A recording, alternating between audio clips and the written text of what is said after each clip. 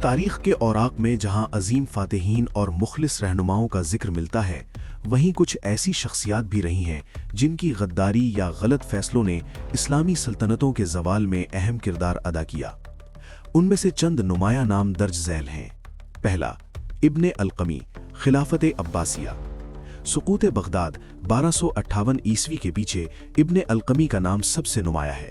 وہ Hulagu Khan کے حملے کے وقت عباسی خلیفہ مستعصم باللہ کا وزیر تھا۔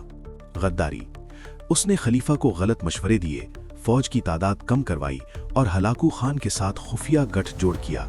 اس کی سازشوں کے نتیجے میں بغداد کی اینٹ سے اینٹ بجا دی گئی اور خلافت عباسیہ کا خاتمہ ہوا۔ دوسرا، میر جعفر، سلطنت بنگال۔ برصغیر کی تاریخ میں غدار کا لفظ میر جعفر کے نام کے بغیر ادھورا سمجھا جاتا ہے۔ وہ نواب سراج الدولہ کی فوج کا سپہ سالار تھا۔ غداری، 1757 عیسوی کی جنگ پلاسی میں اس نے انگریزوں یعنی رابرٹ کلائیو کے ساتھ معاہدہ کیا اور میدان جنگ میں اپنی فوج کے بڑے حصے کے ساتھ خاموش کھڑا رہا۔ اس کی غداری نے ہندوستان میں برطانوی راج کی بنیاد رکھی۔ تیسرا، میر صادق، سلطنت خداداد میسور۔ سلطان فتح علی خان ٹیپو یعنی ٹیپو سلطان کا یہ وزیر میر جعفر کی ہی ایک دوسری شکل ثابت ہوا۔ غداری، 1799 عیسوی میں سرنگا پٹم کے آخری مارکے کے دوران اس نے قلعے کے دروازے انگریزوں کے لیے کھلوا دیے اور عین اس وقت تنخواہیں تقسیم کرنے کے بہانے فوج کو محاذ سے ہٹا دیا جب دشمن دیوار عبور کر رہا تھا۔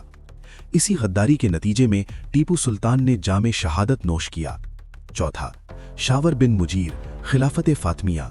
مصر کی فاطمی خلافت کے زوال کے دور میں وزیر شاور نے اپنے ذاتی مفادات کے لیے صلیبیوں یعنی کروسیڈرز کو دعوت دی۔